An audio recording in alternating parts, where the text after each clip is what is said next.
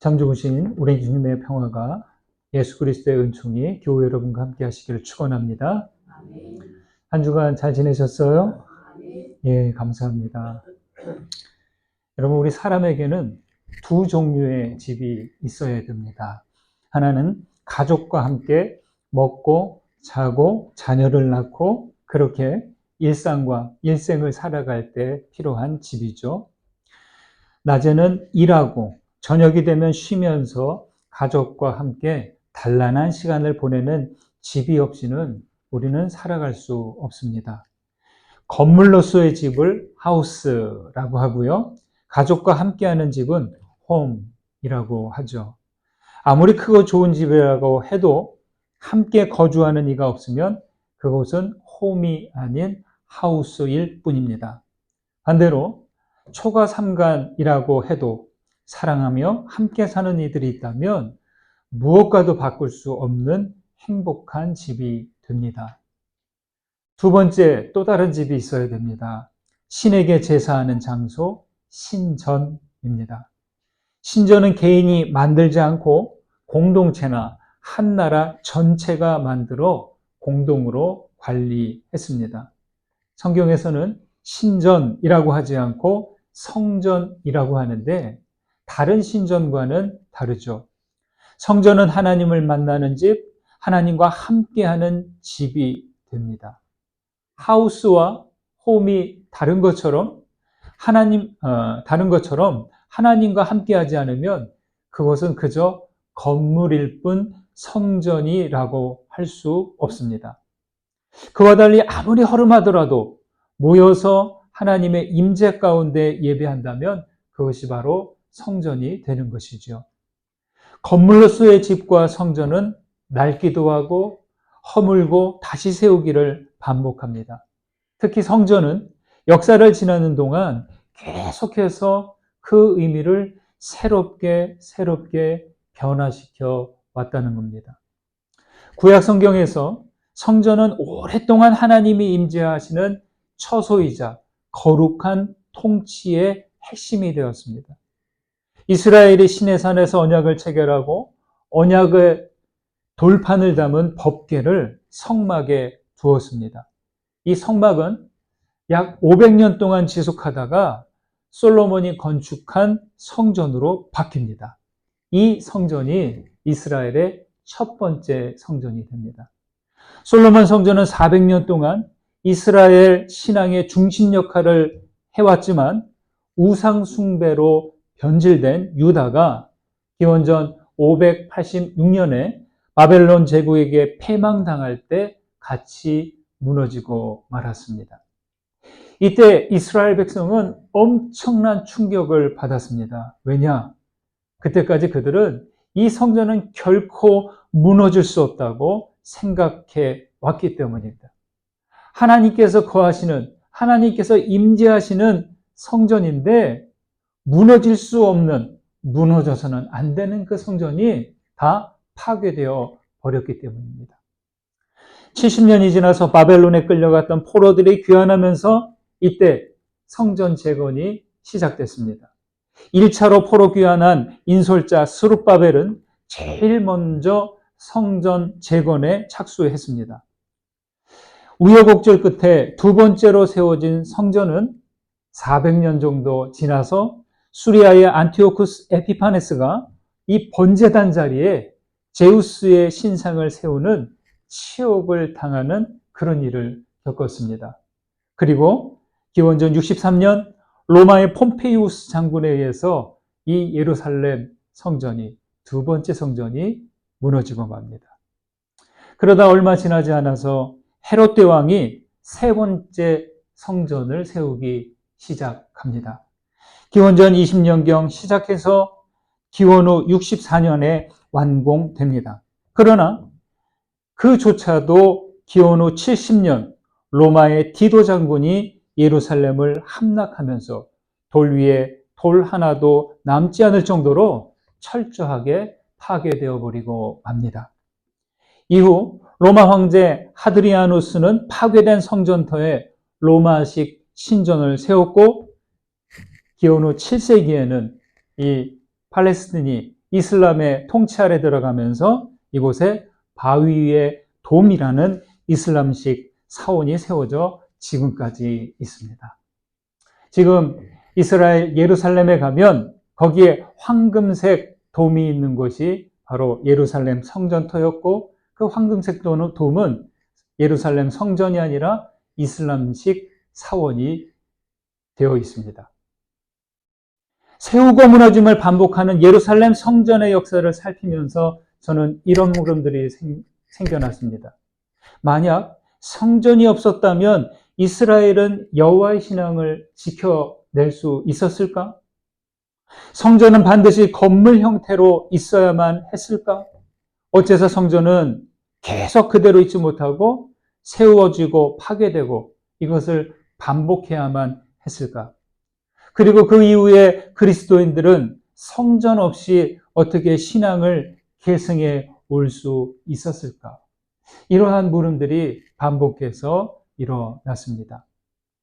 여러분, 오늘 말씀을 통해 우리 신앙인들이 가져야 하는 성전의 의미가 무엇인가 함께 나누는 시간이 되고자 합니다. 예루살렘이 이스라엘의 중심이 되는 이유는 그곳에 성전이 있었기 때문입니다. 이스라엘이 패망하고 유배를 갔다가 돌아오고 그 이후 식민지가 되고 거듭된 침략에 시달리는데도 그들이 다시 일어설 수 있었던 것은 하나님께서 함께 하신다는 성전이 있기 때문이었습니다. 이스라엘은 언제나 예루살렘 성전을 중심으로 모였고 성전이 무너지면 또다시 세워갔습니다. 그렇지만 예수님 당시 예루살렘 성전, 제3차 성전이죠. 이 예루살렘 성전은 그 본래의 의미를 잃어가고 있었습니다. 예루살렘에 오신 예수님은 이런 성전을 보시고 분을 참지 못하시고 대청소를 하듯이 정화하셨습니다. 오늘 말씀 14절에서 16절을 다시 한번 보실까요? 같이 읽습니다. 성전 안에서 소와 양과 비둘기 파는 사람들과 돈 바꾸는 사람들이 앉아있는 것을 보시고 노끈으로 채찍을 만드사 양이나 소를 다 성전에서 내쫓으시고 돈 바꾸는 사람들의 돈을 쏟으시며 상을 엎으시고 비둘기 파는 사람들에게 이르시되 이것을 여기서 가져가라. 내 아버지의 집으로 장사하는 집을 만들지 말라 하시니. 여러분, 어째서 성전에 장사하는 사람들이 있게 된 것일까요? 당시 제사에는 두 가지가 필요했습니다. 하나는 짐승제물이 꼭 필요했습니다.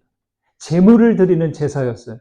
특히 6월절에는 소, 양, 비둘기가 주요 제물이 되었는데 가까운 곳에 사는 사람들은 괜찮아요.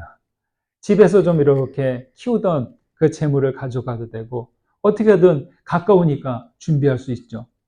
그렇지만 먼 곳에 사는 이들, 또 외국에서 타국에서 있던 사람들이 순례로 방문하는 경우에는 이 성전이 있는 곳에서 그 근처에서 제물을 구해야만 했습니다. 두 번째 필요한 것은 성전세입니다.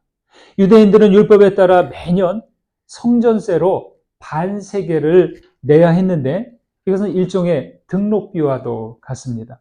그런데 시중에서 당시에는 어떤 그 상태였어요? 로마 식민지 상태예요. 시중에서 통용되는 화폐는 로마 화폐예요. 그래서 로마 화폐로 동전으로 성전세를 낸다는 것은 이건 있을 수 없는 거예요. 거기에는 로마 황제의 얼굴이 있기 때문이죠. 그거는 받아들일 수 없죠. 그래서 세겔로 내야 했기 때문에 환전을 해야 했습니다. 여러분, 돈을 바꿔주는데 그냥 무료로 바꿔줄까요? 좋은 돈벌이의 기회죠. 돈을 바꿔주면서 수수료를 챙겼습니다. 재물용 짐승을 파는 것과 환전하는 일은 그 자체로는 큰 문제가 아니라는 거죠. 문제는 그 사고 파는 일이 어디서 됐어요? 성전 안에서. 정확히 말해서 성전 뜰에서 이루어졌습니다. 짐승을 파는 사람들과 환전상들은 꼭 있어야 했고 세월이 지나면서 이들의 영업은 관행이 되면서 모두가 편하기 위해서 성전 안까지, 성전 뜰까지 오게 된 것이죠. 모두가 그 인간들의, 사람들의 편의주의를 따른 결과일 것입니다. 그러면 누가 이들에게 성전 안에서 영업할 수 있도록 허락했을까요? 당연 대제사장들, 성전 관리자들일 것입니다. 상인들은 어떻게 했을까요?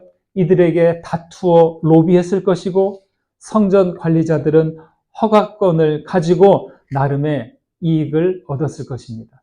근데 약간의 이익이 아니라는 거죠.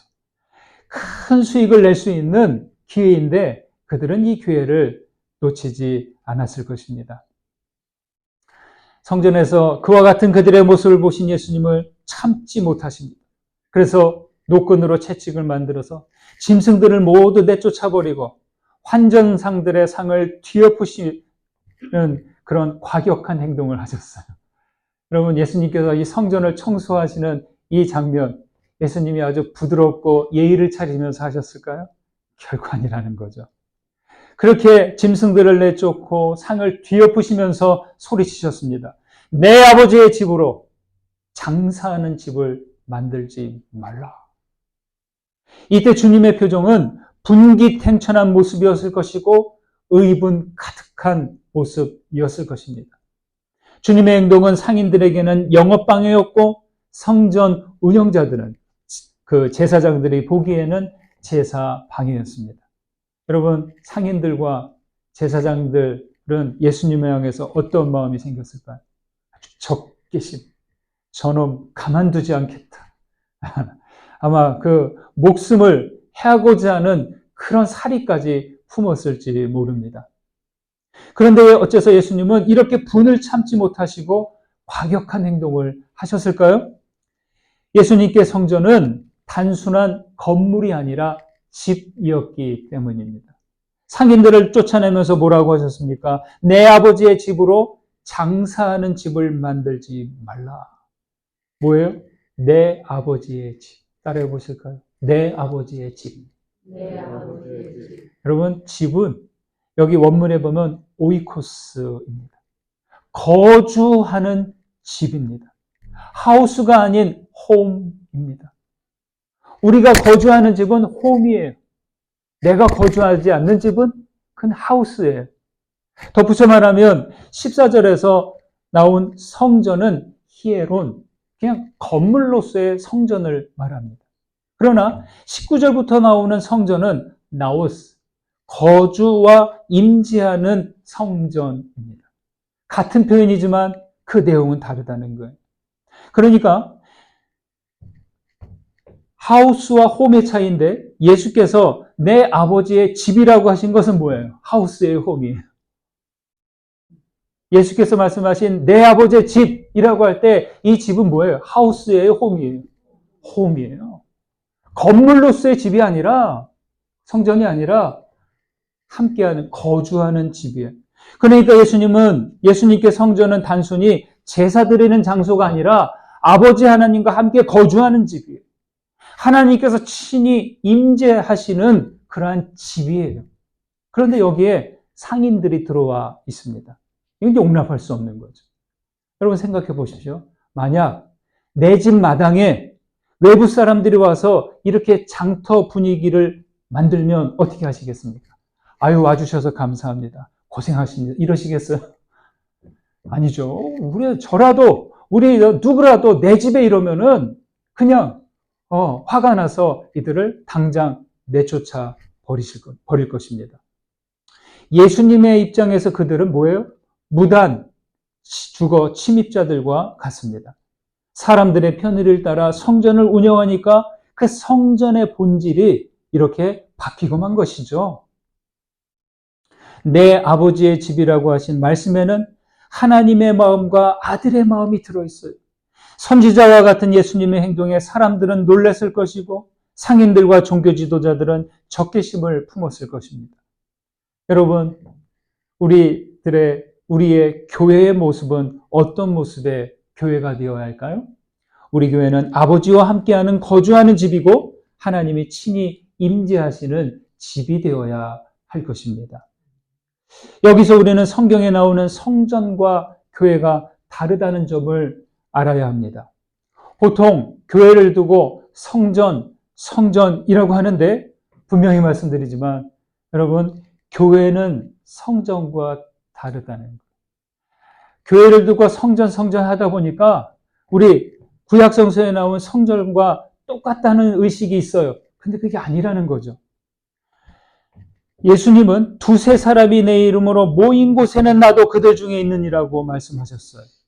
교회는 예수를 믿고 하나님과 함께하는 성도들의 모임입니다. 영어식 표현으로 하면 congregation, 모임.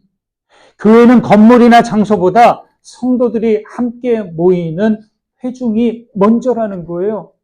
여러분, 그래서 아무리 멋지고 아름다운 교회를 건축하다 할지라도 그 안에 회중들이 모이지 못하면 거기는 성전이 될 수 없다는 거예요. 유럽의 종교개혁지 순례를 다니다 보면 참 마음 아픈 그런 게 있어요. 수백 년 전에 너무 멋지고 아름답게 정말 가슴 벅차게 건축된 교회당들이 많이도 비어 있어요. 그 수백 년 된 그 교회 건물들이 다른 곳에 매각되어서 다른 용도로 쓰여지고 있어요. 네. 자, 그것을 보면 건물은 교회이지만 그 안에 모이는 것은 예배가 아니라 말씀을 배우는 자리가 아니라 다른 용도로 사용되고 있다는 것이죠. 바울은 교회를 두고 그리스도의 몸이다 라고 했고요. 그리스도는 교회의 머리다 라고 했고요. 그리고 성도는 그리스도의 몸을 이루는 지체라고 했습니다. 그러니까 예수님과 한 몸을 이룬 성도가 교회이자 성전이 되는 거죠. 여러분, 이 머리와 몸과 지체가 분리된 것을 상상할 수 있어요? 생각할 수 없어요. 분리되는 순간 그냥 죽은 몸이죠. 그렇듯이 예수님과 성도가 분리된 교회는 있을 수가 없는 것이죠.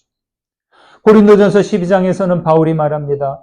몸은 하나인데 많은 지체가 있고 몸의 지체가 많으나 한 몸인과 같이 그리스도도 그러하니라. 우리가 유대인이나 헬라인이나 종이나 자유인이나 다 한 성령으로 세례를 받아 한 몸이 되었고 또 한 성령을 마시게 하셨느니라. 이렇게 말이죠. 성도는 예수 안에서 한 성령으로 한 몸이 됩니다. 여러분, 우리가 잊지 마셔야 될 것은 누군가가 좀 마음에 들지 않아도 나를 통해서 성령이 있고 그분을 통해서도 성령이 함께 계시다는 거예요. 예수 안에서 어찌됐든 우리는 한 몸이라는 거예요. 이 사실을 잊지 않으셔야 됩니다. 여기서 세 가지 성전을 말합니다. 성육하신 그리스도가 성전이고 한 사람, 성도 한 사람 한 사람이 성전이 되고 그리고 이 성도들이 모인 곳이 모임이 성전이 된다는 겁니다. 바울은 교회를 건물에 비유하기도 했습니다. 너희는 사도들과 선지자들의 터 위에 세우심을 입은 자라. 그리스도 예수께서 친히 모퉁이 돌이 되셨느니라. 그의 안에서 건물마다 서로 연결하여 주 안에서 성전이 되어가고 너희도 성령 안에서 하나님이 거하실 처소가 되기 위하여 그리스도 예수 안에서 함께 지어져 가느니라. 에베소서 2장의 말씀입니다. 예수 그리스도는 건물의 모퉁이돌과 같습니다. 모퉁이돌은 건물 지을 때 제일 처음 놓여지고 기준이 되는 돌이에요. 이 모퉁이돌이 없으면 건물이 지어질 수 없어요. 우리나라 건축 방식에 의하면 주춧돌과 같은 겁니다. 성도는 그렇게 모퉁이돌이 되시는 그리스도에게 연결되어 성전이 되어 갑니다. 에베소서 말씀은 교회를 말할 때 건물 구조에 비유하여 말하는데 여러분, 그래서 막연히 교회를 두고 아까도 말씀드렸지만 성전이다 라고 하면 그거는 적절하지 않아요. 중간에 사이가 빠지면 안 돼요. 우리가 성령 안에서 예수님께 연결되지 않고서는 교회는 성전이라고 할 수 없어요. 바울은 그래서 성전이다 라고 하지 않고 성전이 되어 간다라고 했어요. 교회, 성전은 계속 지어져 가는 거예요. 거룩한 전으로 계속 향해서 되어가는 거예요. 계속 건축 중이라는 것이죠. 히브리서에서는 우리는 그의 집이다라고 했어. 네. 나는 그의 집이다라고 하지 않고 우리는 하나님의 집이고 성령의 집이고 그리스도 예수의 집이 됩니다. 임마누엘 하나님과 함께하는 성도들이 하나님의 집이 되는 것이죠. 따라 하실까요? 우리는 하나님의 집이다. 우리는 하나님의 집이다. 그리스도와 연결되어 하나님의 성전이 되어 가시기를 간절히 소망합니다.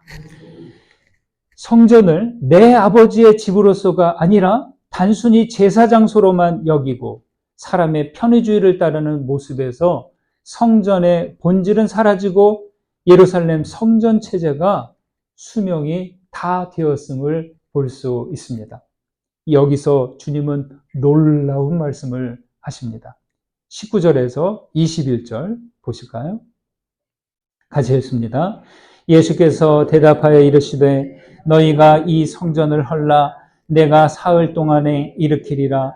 유대인들이 이르되 이 성전은 46년 동안에 지었거늘 내가 3일 동안에 일으키겠느냐 하더라.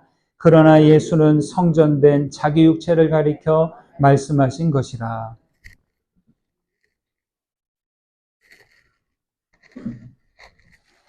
과격하게 행동하는 예수님께 유대인들은 무슨 표적을 보이겠느냐 묻습니다. 이 말은 뭘까요? 당신이 뭔데 이런 행패를 부리는 것이냐? 아니 무슨 자격이 있길래 이러는 거냐? 뭐 좀 능력 좀 있으면 발휘해 보시오. 뭐 이렇게 힐난하는 것이죠. 이에 주님은 너희가 이 성전을 헐라 내가 사흘 동안에 일으키리라 라고 하십니다. 이 말은 유대인들에게 얼마나 허무맹랑하게 들렸을까요? 아마 그들은 코웃음을 쳤을 것입니다.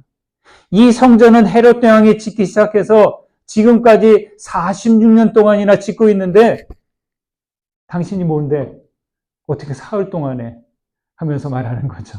그런데 예수님은 3일 만에 다시 일으키시겠다고 합니다.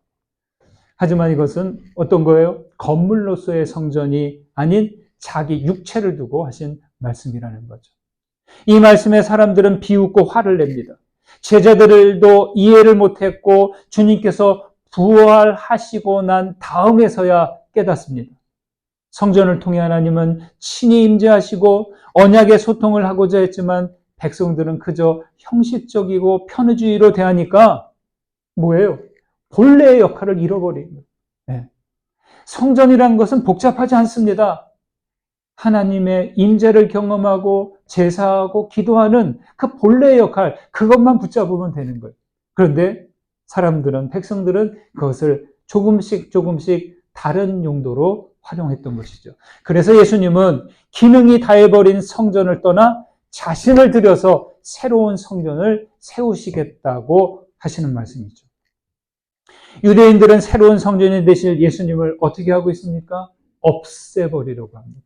하지만 하나님께서는 건물로서의 성전으로는 더 이상 성전이 되지 못함을 알고 예수님을 모퉁이 돌로 하시는 거룩한 집을 세우시려고 합니다. 여러분, 건물 성전은 낡아지고 무너질 수 있지만 예수님을 통한 믿음의 집은 그 누구도 무너뜨리지 못한다는 것이죠. 여러분, 그래서 믿음이라는 게 이렇게 중요해요.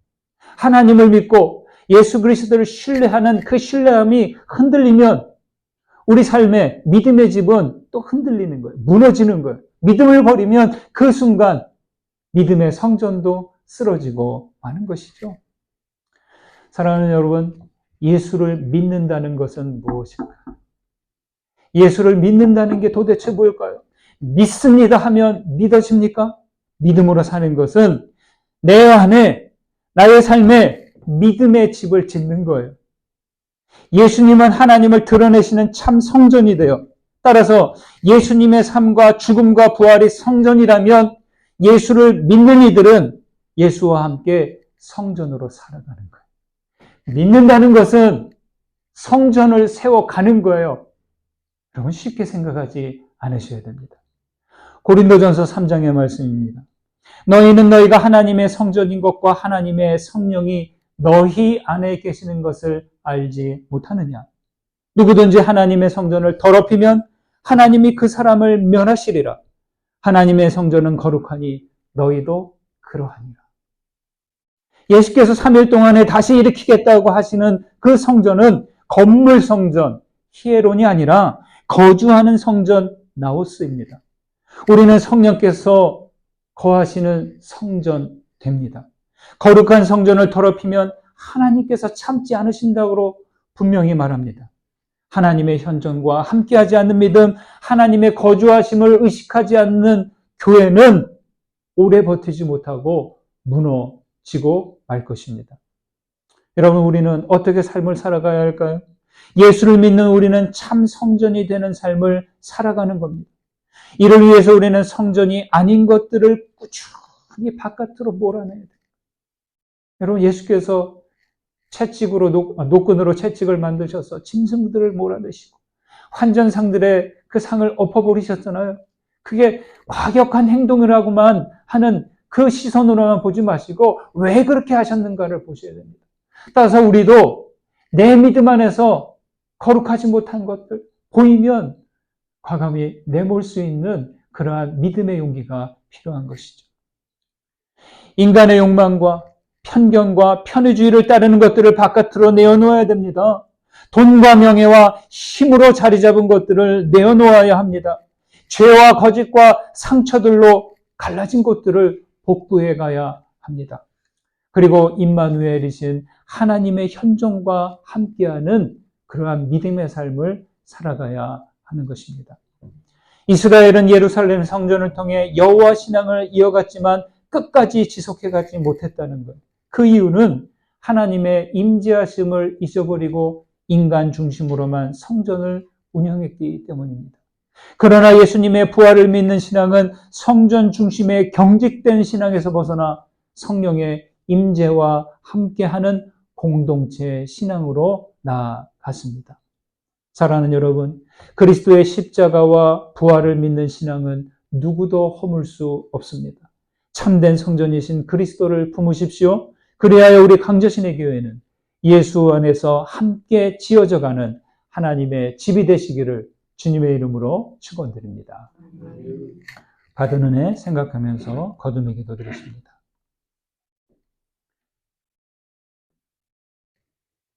말씀 가운데 울림이 되고 또 깨달아진 부분을 붙드시고 기도로 올려드리시겠습니다.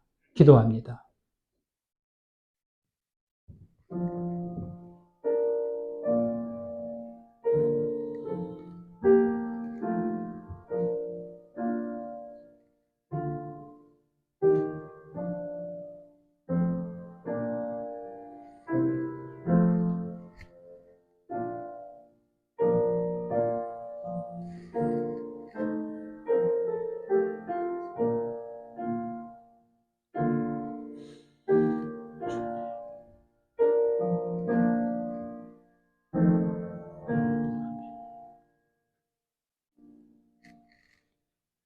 거룩하신 주님, 우리에게 하나님 아버지의 집에 거주하게 하시니 감사합니다.